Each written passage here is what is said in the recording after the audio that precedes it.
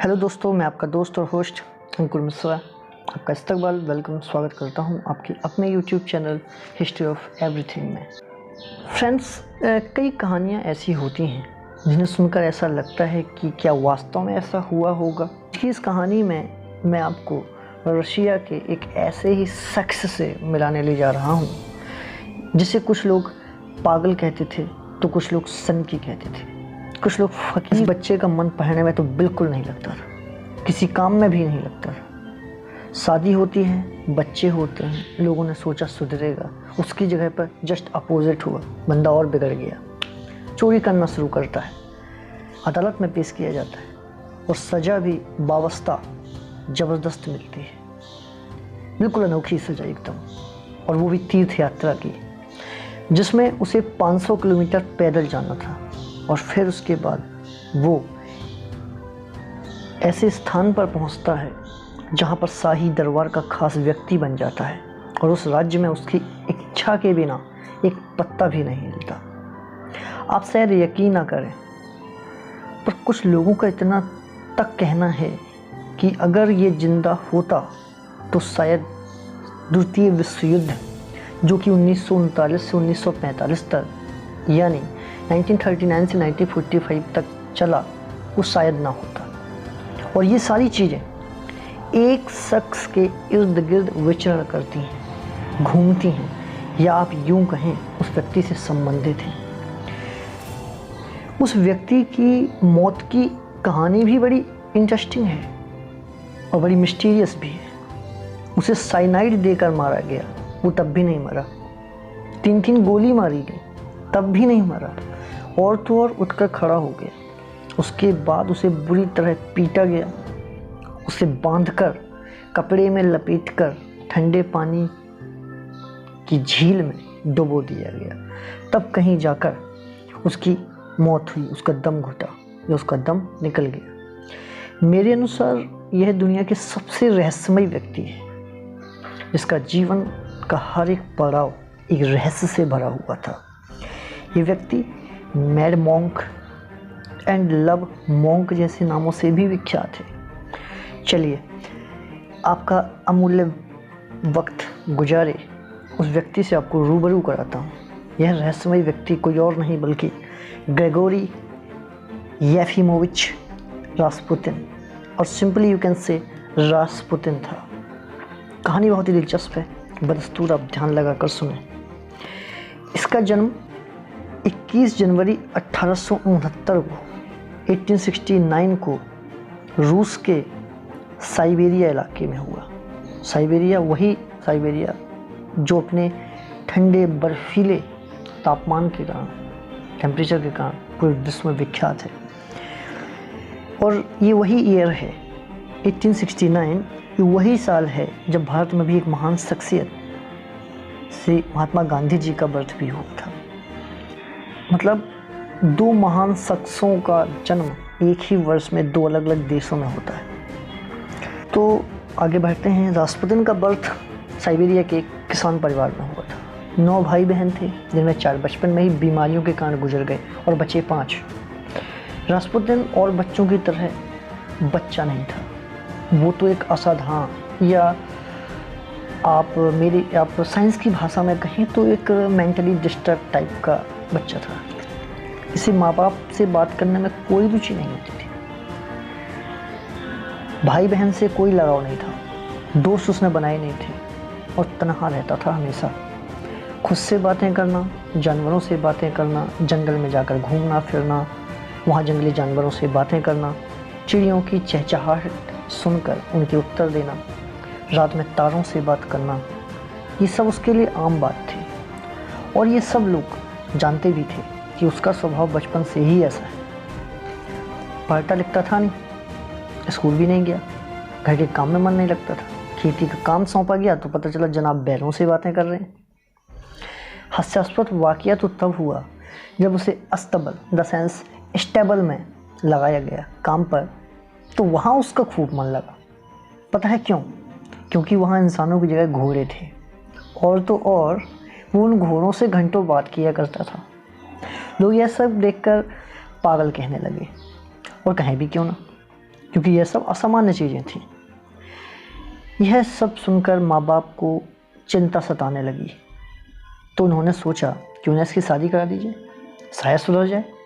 पर हुआ बिल्कुल उल्टा, जस्ट अपोजिट। शादी के बाद तो वो चोरी करना भी सीख गया था, क्योंकि शादी के बाद उसे शराब की लत लग गई और रुपये उसके पास होते नहीं थे, तो डेफिनेटली उसे अरेंज तो करने थे ना कहीं से, तो उसने चोरी करना स्टार्ट कर दिया। चोरी करते करते एक बार पकड़ा जाता है, अदालत लाया जाता है, जहाँ पर सबको उसके इस बिहेवियर, इस नेचर के बारे में ज्ञात हुआ। तो वहाँ का जो वकील था उसने जज से रिक्वेस्ट करी कि इस बंदे पर रहम बरता जाए, क्योंकि ये सामान्य नहीं। यह सुनकर जज ने भी माना कि वास्तव में उसकी कंडीशन क्रिटिकल है, वो सामान्य नहीं है। तो उसने सज़ा के तौर पर उसे करीब 500 किलोमीटर की तीर्थ यात्रा करने की सज़ा सुनाई। ग्रेगोरी रास्पुतिन को करीब 550 किलोमीटर की तीर्थ यात्रा एक चर्च तक करनी थी, जो दक्षिण पश्चिम की तरफ थी, साइबेरिया की ओर। और ये सज़ा शायद न मिली होती तो आज आप लोग यह इतिहास या यूं कहें यह कहानी नहीं सुन रहे होते, क्योंकि इस सज़ा ने उसकी दशा और दिशा दोनों ही बेहतरीन तरीके से बदल डाली। सज़ा के बाद वो अपने परिवार वालों से मिलकर विदा लेता है और चलने की इजाज़त मांगता है। इस तीर्थ यात्रा ने उसे जीवन के कुछ तथ्यों से रूबरू कराया, तो साथ ही साथ उसे जीवन के कुछ और आयामों से मिलाया। अकेला था, भूखा था और पैदल भी, तो सफ़र में जो भी मिलता उसे कुछ खाने को मिल जाता और फिर चल देता।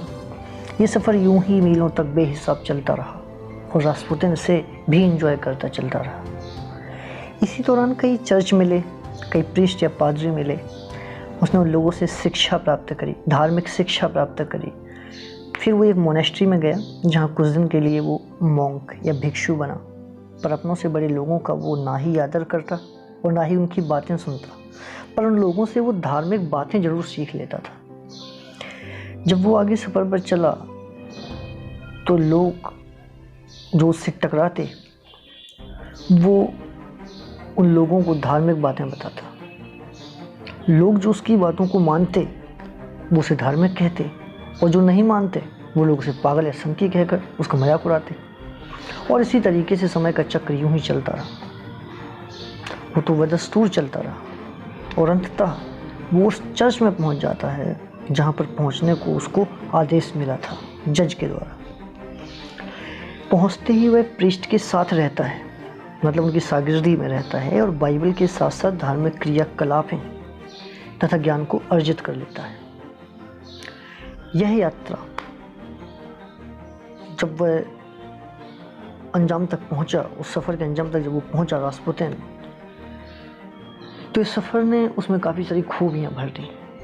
उसको धार्मिक बना दिया, उसको थोड़ा बहुत हेल्दी बना दिया। बचपन से ही वो बहुत दुबला पतला था, तो इस यात्रा में वो थोड़ा हेल्दी हुआ और उसकी आईज़ जो हैं या उसकी जो बॉडी है वो थोड़ा फिट हो गई।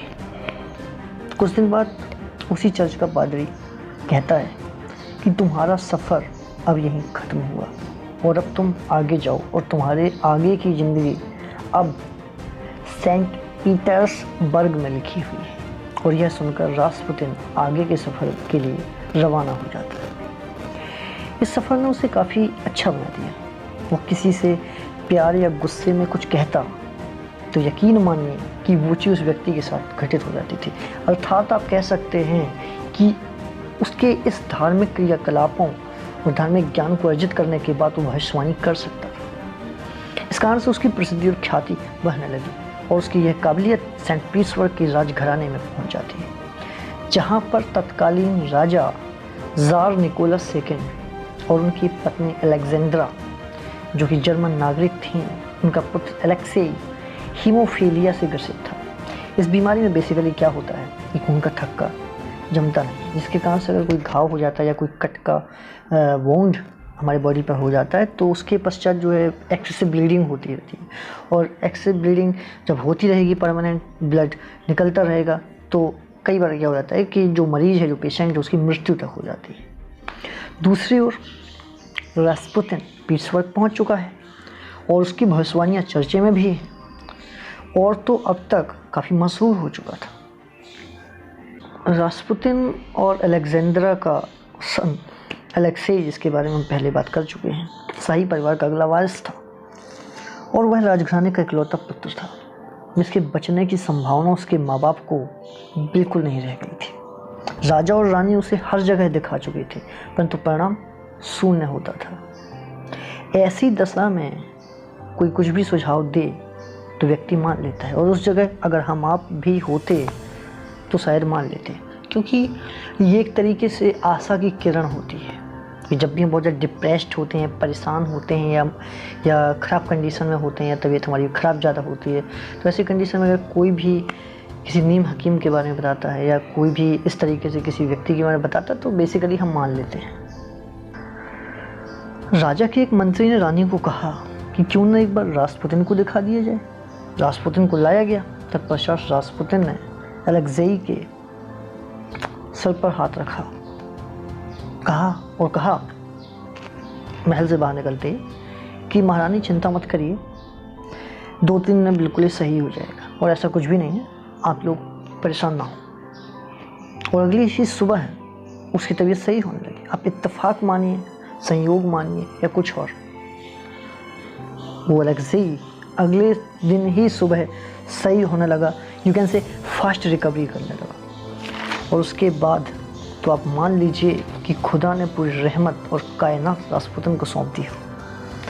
रास्पुतिन का इस घटना के चलते राज परिवार में एक बहुमूल्य पद मिल गया और तो और राज्य के सारे काम रास्पुतिन से पूछ कर होने लगे।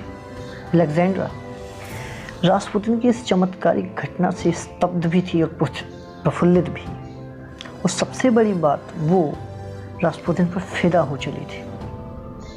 She was fall for him. इस कारण से उसका राज्य में आना जाना होने लगा रास्पुतिन का, और वो जो भी कहता सब कुछ, जी हाँ, सब कुछ सही भी होने लगा। इस कारण से उसे प्राइम मिनिस्टर की पदवी मिल गई और वहीं वह महल में रहने लगा। फिर आहिस्ता आहिस्ता वो रानी के बेहद करीब आया। उनके रिश्ते, उनके प्रेम प्रसंग जग जाहिर होने लगे। रास्पुतिन की बाद में 2 बातें बड़ी आम थी।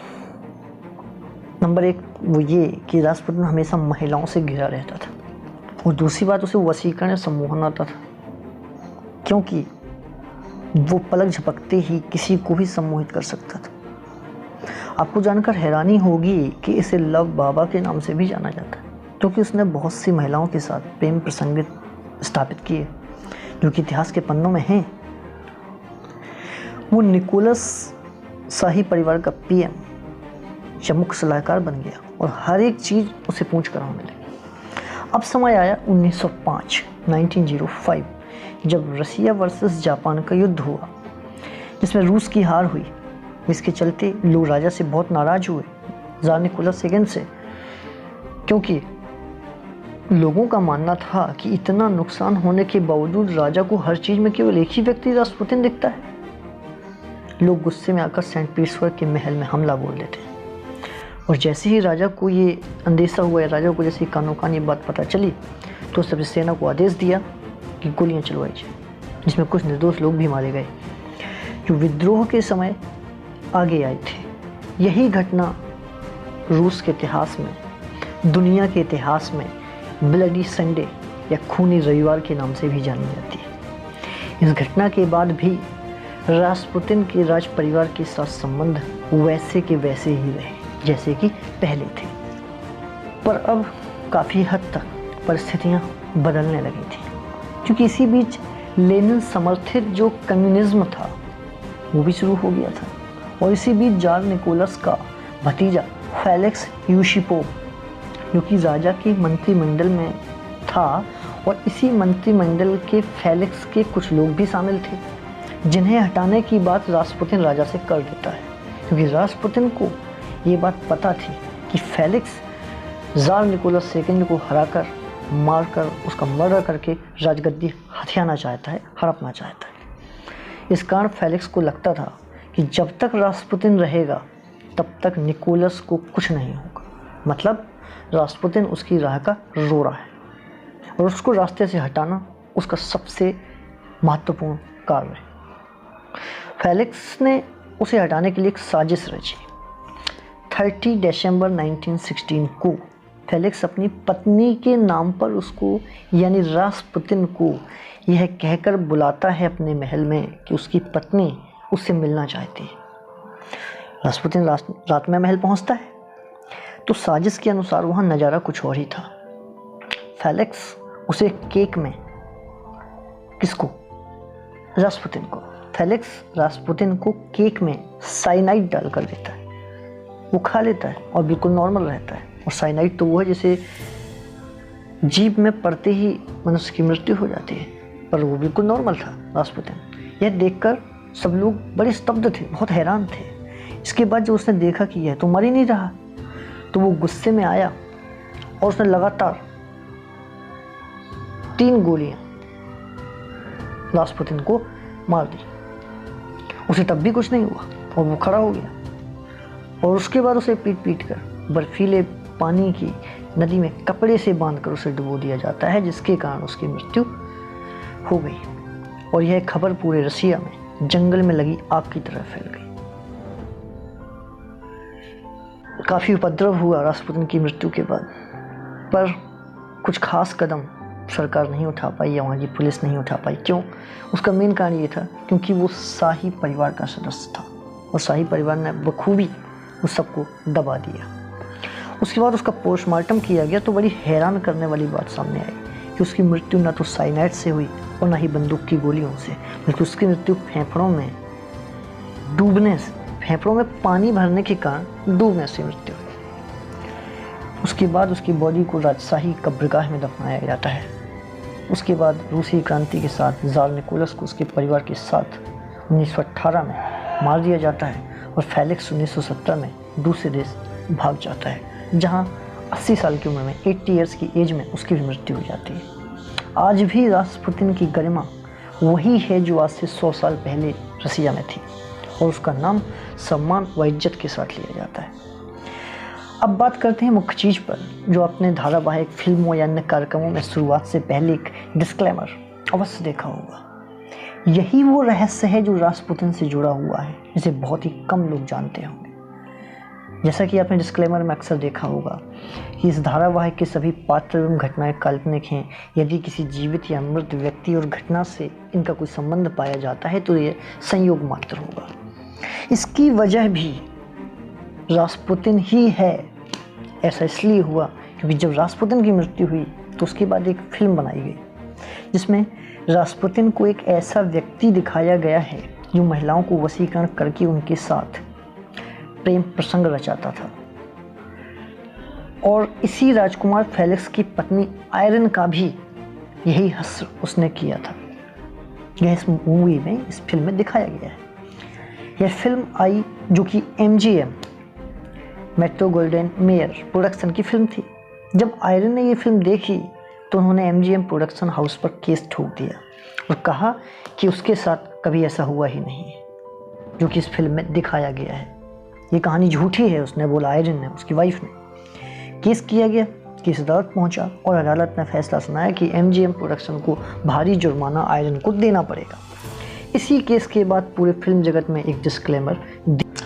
तो दोस्तों, ये थी एक रहस्यमयी इतिहास रास्पुतिन का, रूस से रिलेटेड है